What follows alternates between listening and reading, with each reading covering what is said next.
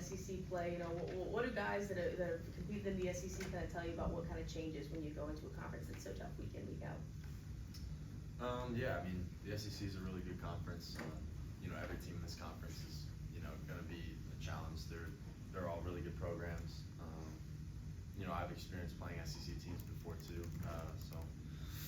Just it's 1 week at a time. Every week is going to be a challenge, just like I said. Both through these 3 games, you guys are 3 for 3 on opening drives and scoring touchdowns on those. Just what's been working in particular with those first drives of the games? I think Coach Drink always emphasizes starting fast, and that's something that, obviously can be big in games for momentum and everything. Scoring on the first drive can be big, so we try to emphasize just starting fast any way we can.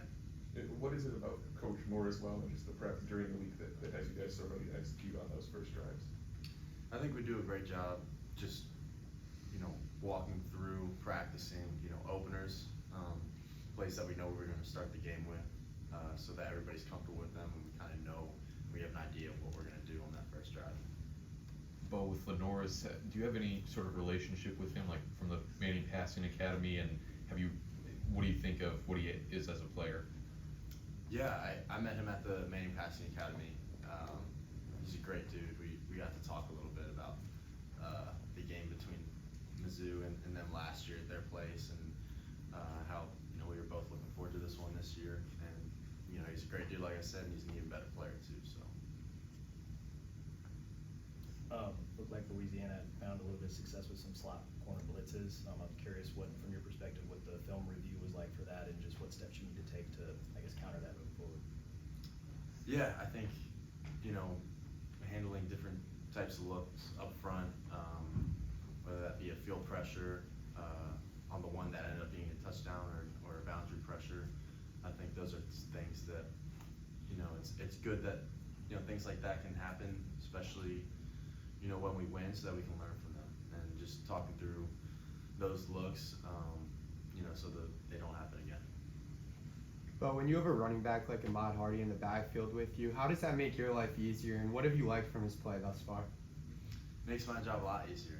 When you have a back that's physical like Ahmad, he brings a lot of energy to the offense too, not just his explosive runs. And all the guys feed off of that. And that's really the main thing. When you can hand the ball off or check a ball down, and a guy can make a play and really just make guys miss and yards after contact, I think it's huge for the offense.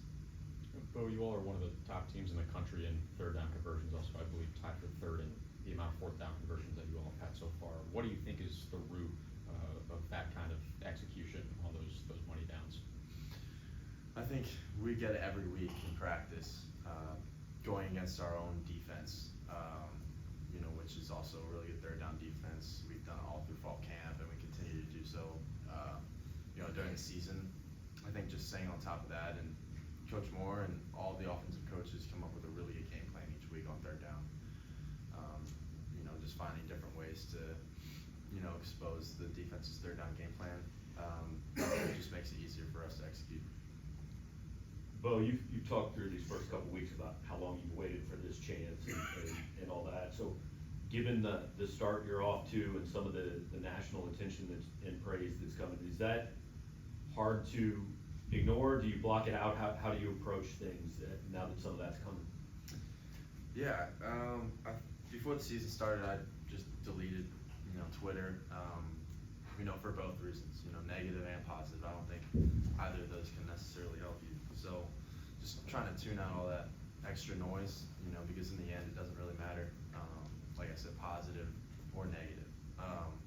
It's really just, the only opinions that matter within this building. So, just trying to focus on that, and just focus on playing football, really. Beau, the TV broadcast during the Louisiana game said you kind of have a unique visualization process when you're prepping for a drive or for a game. Can you just walk us through that, and also maybe why that's even more important when you're starting off SEC play?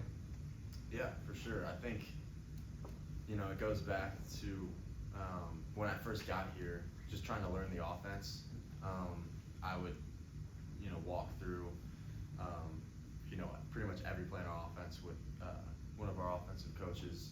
And then any way I can. And before every practice, every game, I'll walk through every play on that script in the practice. Look at what the defense is scripted and kind of visualize what that is, and just going through every single progression, and just kind of seeing it before it happens. So then when I'm out on the field, it's not my first time running it.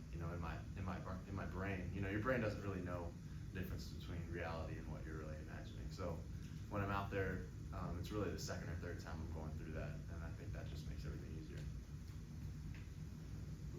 Beau, when did you start doing that or start approaching playing quarterback like that?